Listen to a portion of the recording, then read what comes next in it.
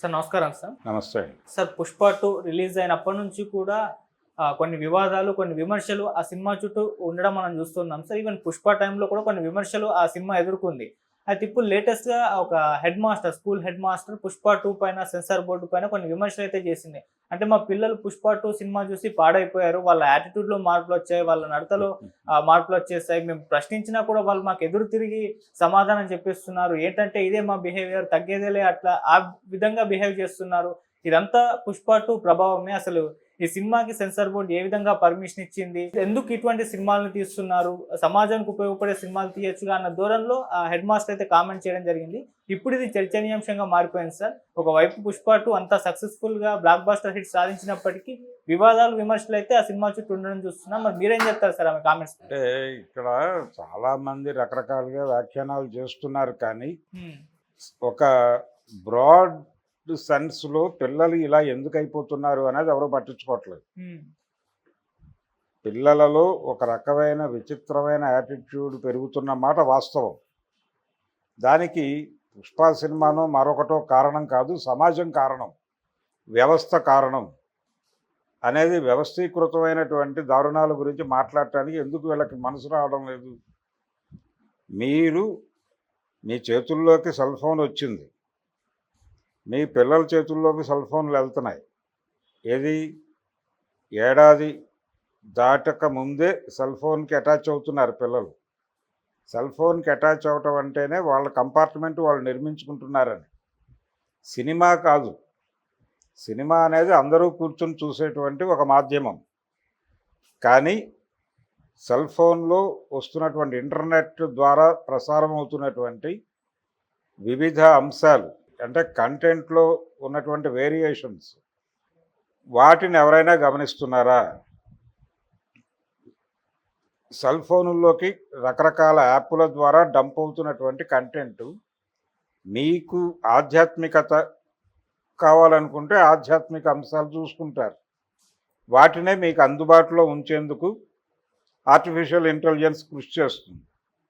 అలా అలాగే ఇంకొక అంశం ఏంటంటే, కంపార్ట్మెంటల్గా జనాల్ని చీల్చేసి ఏ ఏజ్ గ్రూప్ వాళ్ళకి ఏ కంటెంట్ ఫ్లోట్ చేయాలో అది ఫ్లోట్ చేస్తూ మార్కెట్ క్రియేట్ చేసుకుంటూ ముందుకు వెళ్తున్నారు వాళ్ళు.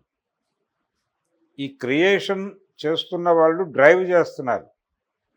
ఇది ఎలా డ్రైవ్ జరుగుతుందంటే, చాలామంది ఆడపిల్లలు సిగరెట్లు తాగుతున్నారు, ఆడపిల్లలు కూడా బారులకు వెళ్తున్నారు, ఆడపిల్లలు కూడా తాగేస్తున్నారు అని వాపోతారు ఇలాగే.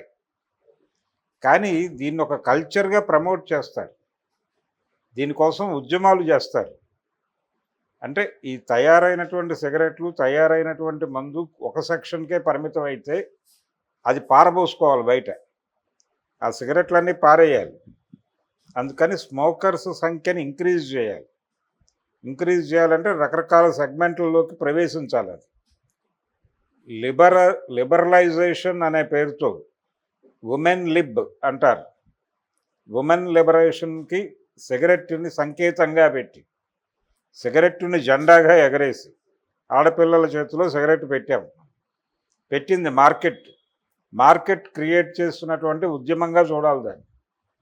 అలాగే వాళ్ళు తాగటం ఏంటి, మేము తాగలేమా, మాకు చేత కాదా అనేటువంటి ఒక లిబరలైజేషన్, అంటే స్వేచ్ఛని కోరుకునే తత్వాన్ని ఇంజెక్ట్ చేయడం ద్వారా మార్కెట్ క్రియేట్ చేసుకోవటం. ఇలా మార్కెట్ కోసం ఉద్యమాలు కూడా క్రియేట్ చేస్తారు. ఇట్లా రకరకాల పద్ధతుల్లో వాళ్ళు డిజైన్ చేస్తున్నారు. ఎవరు ఏం తినాలి, ఏం చూడాలి, ఏం తాగాలి, మొత్తం డిజైన్డ్ జీవితంలో ఉన్నాం మనం. ఈ డిజైన్కి వ్యతిరేకంగా దెబ్బలాడే ప్రోగ్రామ్ ఏదన్నా తీసుకుంటే దాని గురించి అప్రిషియేట్ చేయొచ్చు ఆ హెడ్ మిస్ట్రెస్ గారిని. అంతే తప్ప ఆవిడ ఏదో సినిమాల ద్వారా పిల్లలు పాడైపోతున్నారు అనేది ఇంటర్నెట్ ప్రవేశించని ముందు రోజుల నాటి గొడవ. మన జీవితాల్లోకి ఇంటర్నెట్ ప్రవేశించి దశాబ్దాలు గడిచింది. దశాబ్దాలు గడిచిపోయింది. 40 ఏళ్ల క్రితం గొడవ అది. ఏది, సినిమాల్లో నీతి చెప్పడం లేదు అని. సినిమాలలో నీతి చెప్పడం మానేసి చాలా కాలం అయింది. 70 దశకంలోనే మానేశారు. 70 దశకంలోనే ఈ వ్యవస్థ మీద నమ్మకాలు తొలగిపోయినాయి. ప్రస్తుతం భారతదేశంలో ఉన్నటువంటి వ్యవస్థ మీద భ్రమలు తొలగిపోయినాయి. భ్రమలు తొలగిపోయిన తొలి దశలోనే ఇండియన్ స్క్రీన్ మీద స్మగ్లర్ హీరోగా ఆవిర్భవించాడు. వాడే దీవార్ సినిమాలో హీరో. ఆ దీవార్ సినిమా కథే పుష్పకు కూడా మూలం. అమితాబ్ బచ్చన్ దీవార్లో కూలీ, పోర్ట్లో డాన్గా మారతాడు. అదే లైన్ పుష్ప, అంతకు మించి ఏమీ కాదు. 75లో ఆ సినిమాని ఎందుకు అడ్డుకోలేదు? ఎదురులేని మనుషులో రామారావు చేసింది ఏంటి? దేవుడు చేసిన మనుషుల్లో ఎన్టీ రామారావు చేసింది ఏంటి? స్మగ్లరే ఆయన, స్మగ్లర్ హీరో. దేవుడు చేసిన మనుషుల్లో ఆయన స్మగ్లర్ గ్యాంగ్లో నుంచి బయటకు వచ్చి వాళ్ళకు వ్యతిరేకంగా దెబ్బలాడతాడు, అంతే. ఆయన ఓపెనింగు, ఆయన నడవడి కొంతవరకు, ఆ విమానం హైజాక్ చేయటం, ఆ సన్నివేశాల వరకు ఆ కాంపౌండ్ మనిషిగానే వ్యవహరిస్తాడు ఆయన. పల్లెటూరు పిల్లలో ఆయన చేసిన లాంటి క్యారెక్టరే దేవుడు చేసిన మనుషుల్లో ఇంకో ఏరియాలో పెట్టి చేయించారు. కాబట్టి సినిమాల ద్వారా నీతి చెప్పడం అంటే, పాత రోజుల్లో చక్రపాణి గారు జోక్ వేశాడు. గుండమ్మ కథ సినిమాలో ఆ సినిమా తీయటం ద్వారా సమాజానికి మీరు ఇచ్చిన మెసేజ్ ఏమిటి అని అడిగారు ఒక ఆయన. అడిగితే మెసేజ్ ఇవ్వటానికి సినిమా తీయటం ఎందుకు ఇంత డబ్బులు ఖర్చు పెట్టి, టెలిగ్రామ్ ఇస్తే సరిపోతుంది కదా అన్నట్టు ఆయన. అదే పరిస్థితి. అంటే సినిమా అనేది జనం కోసం తీసేది, జనాన్ని ఎంటర్టైన్ చేయటం కోసం తీస్తారు. కమర్షియల్ సినిమా డబ్బులు ఖర్చు పెట్టి జనాల్ని ఆ సినిమా ద్వారా అట్రాక్ట్ చేస్తారు, ఆ సినిమా చూసే పరిస్థితులు కల్పిస్తారు. దీని ప్రభావం ఉంటుందా ఉండదా అంటే ఉంటుంది, ఉండదు కూడా. సమాజంలో జరుగుతున్న సంఘటనలే మేము సినిమా తీస్తున్నాం, మాకు సమాజమే ప్రేరణ అంటారు డైరెక్టర్లు. సినిమాలే ప్రేరణ, సినిమాలు చూసే పిల్లలు పాడైపోతున్నారని టీచర్లు అంటారు, తల్లిదండ్రులు అంటారు. నిజానికి టీచర్లు వాళ్ళ బాధ్యత సక్రమంగా నిర్వర్తిస్తున్నారా స్కూళ్ళల్లో అంటే? ప్రస్తుత సమాజంలో ఏ టీచరు కూడా ప్రాపర్గా తన స్టూడెంట్ని గైడ్ చేస్తున్న పరిస్థితి కనిపించడం లేదు. ఎందుకు కనిపించడం లేదంటే కంపార్ట్మెంట్లుగా మారిపోయారు వీళ్ళందరూ. మారిపోయి ఎవరు వాళ్ళ వృత్తికి న్యాయం చేస్తున్నటువంటి పరిస్థితి లేదు. విద్యార్థులు అంటే భయపడుతున్నారు టీచర్లు. అంటే ఒక రకమైన గ్యాప్ వచ్చేసింది. ఈ గ్యాప్ చాలా సీరియస్గా, కాన్షియస్గా నడుస్తోంది. కేవలం ప్రోటోకాల్స్ మీద నడుస్తోంది ప్రపంచం. నామ్స్ రాసుకుని కాన్స్టిట్యూషనలైజ్ అయిపోయినటువంటి ప్రోటోకాల్ మీద నడుస్తోంది. టీచర్ వచ్చినప్పుడు లేచి నిలబడాలి కాబట్టి నిలబడతారు, తిరిగి కూర్చుంటారు. టీచర్కి కాన్స్టిట్యూషనల్గా ఏ రైట్స్ ఉన్నాయో అక్కడ వరకే అలౌడ్. అంతకు మించి గనక వాళ్ళు వ్యవహరిస్తే తిరుగుబాటు తప్పక ఎదుర్కోవాల్సిన పరిస్థితి ఉంటుంది. మా పర్సనల్ ఏరియాలోకి వచ్చి మీరు ఎందుకు మాట్లాడుతున్నారు అని టీచర్ని నిలదీసే పరిస్థితిలో పిల్లలు ఉన్నారు ఇప్పుడు. ఆ మేరకు వాళ్ళకి గైడెన్స్ అందేసింది మార్కెట్ నుంచి. ఆ గైడెన్స్ ఎప్పుడైతే పిల్లలకి అందిందనే స్పృహ టీచర్లకు వచ్చిందో, క్లాస్ రూమ్లో చాలా డిసిప్లిన్డ్గా వ్యవహరిస్తున్నారు టీచర్లు. గతంలో లాగా లేదు పరిస్థితి. అందుకని ఒక సెక్షన్ అంటే కింది కులాల్లో ఈ పరిస్థితి లేదు, కానీ పై కులాలన్నింటిలోనూ ఈ కండిషన్ వచ్చేసింది. కింది కులాల వాళ్ళు ఇప్పటికీ తన్నులు తింటున్నారు స్కూళ్ళకి వెళ్ళి. కానీ పై కులాల వాళ్ళందరూ కార్పొరేట్ స్కూళ్ళలో చేరిన వాళ్ళు ఎవరూ కూడా వాళ్ళ జీవితాన్ని ఉన్నతీకరించుకోవడానికి ఏం చేయాలనేది ప్లానింగ్లో ఉన్నారు తప్ప, ఎవరు ఇలా తన్నులు తింటమో లేకపోతే తమ విషయాలు టీచర్లకు చెప్పుకోవటము, టీచర్ల నుంచి గైడెన్స్ కోరుకోవడము ఈ ప్రోగ్రాంలో ఎవరూ లేరు. ఎవరికి వాళ్ళు సెల్ఫ్ డిజైన్డ్, సెల్ఫ్ మోటివేషను అలా నడుస్తోంది ప్రపంచం. దీన్ని ఐడెంటిఫై చేయాలి. ఇదంతా లిబరలైజ్డ్ ఎకానమీ తీసుకొచ్చిన మార్పు. మన జీవితాల్లోకి కంపార్ట్మెంటల్గా మార్చేయటం మనిషిని, ఇది ఒక ప్రోగ్రామ్గా జరిగింది. దీని మీద వ్యతిరేకించడానికి మీ దగ్గర ఏదైనా ప్రోగ్రాం ఉంటే దాని మీద మాట్లాడదాం, అంతే తప్ప సినిమాలు చూసి పిల్లలు పాడైపోతారనేది భ్రమ. సినిమాలు చూసి పిల్లలు పాడవరు, డిటెక్టివ్ నవలలు చదివి పిల్లలు పాడైపోతారని నాగేశ్వరరావు గారు ఒక సినిమా తీశాడు. డిటెక్టివ్ నవలలు చదివి ఇద్దరు పిల్లలు ఒక పిల్లాడిని కిడ్నాప్ చేసి చంపేస్తారు. అది కథ. సుడిగుండాలు అనే సినిమా తీశాడు ఆయన. అంటే సాహిత్యం సమాజాన్ని చెడగొడుతోంది అనేది ఆయన ఉద్దేశం. ఆయన చెప్పదలుచుకున్న విషయం దానిలో ఆదుర్తి సుబ్బారావు గారు. ఇప్పుడు ఆవిడ మాట్లాడినట్టుగానే సినిమాల ప్రభావంతో జనాలు చెడిపోతున్నారు అనే విమర్శ ఉంది. అప్పుడు సినిమా పాటలు చూసి సినిమాలు చూసి జనం చెడిపోతున్నారు అనే విమర్శ ఉన్న రోజుల్లోనే డిటెక్టివ్ నవలల వలన పిల్లలు పాడైపోతున్నారని సినిమా తీశాడు ఆయన.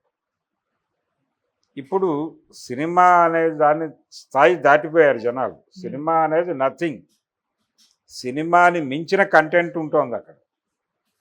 ఈ సినిమాని మించిన కంటెంట్ ఏమిటో అది తెలుసుకుని దాని మీద ఏ యుద్ధం చేయాలో అది రూపకల్పన చేసుకోవాలి. కానీ మారిన సమాజాన్ని అర్థం చేసుకోకుండా పోరాటం పుట్టదు. అందుకని ఇది తలా తోకా లేని డిమాండ్ ఆవిడది. పుష్ప సినిమాని బ్యాన్ చేయాలి ఇవన్నీ. అలాగే అల్లు అర్జున్కి ఉత్తమ నటుడు అవార్డు వచ్చినప్పుడు కూడా ఈ డిస్కషన్ జరిగింది. స్మగ్లర్కి అవార్డు ఇస్తారేమిటి అన్నారు చాలామంది. అల్లు అర్జున్ స్మగ్లర్ కాదు, అతను నటుడు. ఒక స్మగ్లర్ పాత్ర పోషించాడు అతను.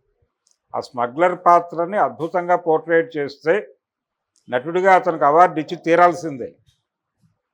అంతకుమించి వేరే ఆప్షన్ లేదు.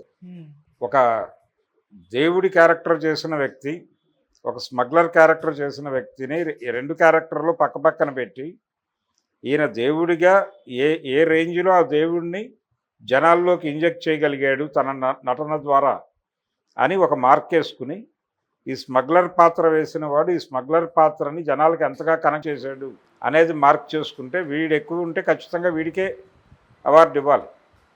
దేవుడి పాత్ర వేశాడు కాబట్టి, అది పాత్ర దేవుడి పాత్ర కాబట్టి ఆ నటుడికి అవార్డు ఇవ్వడం తప్పు. అది కళని అవమానపరచడం. ఒక స్మగ్లర్ క్యారెక్టర్ని ఆ లెవెల్లో పోర్ట్రేట్ చేశాడంటే అది మహానటుడే. ఎందుకు నర్తనశాల సినిమాలో ఎన్టీ రామారావు గారు అర్జునుడు, బృహన్నల క్యారెక్టర్లు చేశాడు.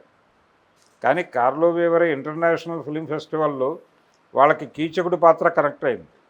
ఎస్వి రంగారావుకి అవార్డు ఇచ్చారు అక్కడ, ఎన్టీ రామారావుకి కాదు. మరి అంత మాత్రం చేత వాళ్ళు విలన్లనే భుజాన్ని వేసుకుంటారని అనలేం కదా. ఆయనకి ఇచ్చిన పాత్రలో ఆయన అభినయించిన పద్ధతిని వాళ్ళు అప్రిషియేట్ చేశారు యాజ్ ఎ యాక్టర్. కీచకుడి పాత్రకి అభినందన కాదు అది, ఎస్వి రంగారావుకి దక్కిన అభినందన. అలాగే చూడాలి పుష్ప విషయం కూడా. ఈ పుష్ప సినిమా చూసి జనం పాడైపోవడం అంటే సమాజం ఇంతకంటే పాడైపోయి ఉంది. సమాజం పాడైపోయిన రేంజ్లో పుష్ప సినిమాలో విలువలు లేవు. పుష్ప సినిమాలో చూపించిన విలువలు కూడా బయట లేవు. ఇంకా పుష్ప సినిమాయే బెటర్ కంపారిటివ్. అది పార్ట్ 1 అయినా 2 అయినా. ఓకే, ఇంకా జంకారు వాళ్ళు, చాలా విషయాలు చెప్పడానికి జంకుతున్నారు సినిమా వాళ్ళు. సమాజం యాక్సెప్టెన్సీ అనేది ఇప్పటికీ భయం కలిగిస్తుంది వాళ్ళు. అందుకని వాళ్ళేవి సమాజపు నీతుల్ని ఉల్లంఘించి సినిమాలు తీస్తున్నారు అనుకుంటే పొరపాటే. తీస్తే మంచిదే, తీయాలి. యాజ్ ఎ క్రియేటర్ సమాజం ఎలా మారాలో నువ్వు ఒక ఆకాంక్ష ప్రకటిస్తే, దానికి అనుకూలంగా ప్రజలు స్పందిస్తే, దాని మీద ఉద్యమాలు జరిగి ఆ మార్పు సాకారం అవుతుంది. అది జరగాలి. అది బాధ్యత, కళాకారుడి బాధ్యత అదే. అది తప్ప స్క్రిప్టెడ్ డిజైన్డ్ వ్యవహారాల్లో నటించడం కాదు.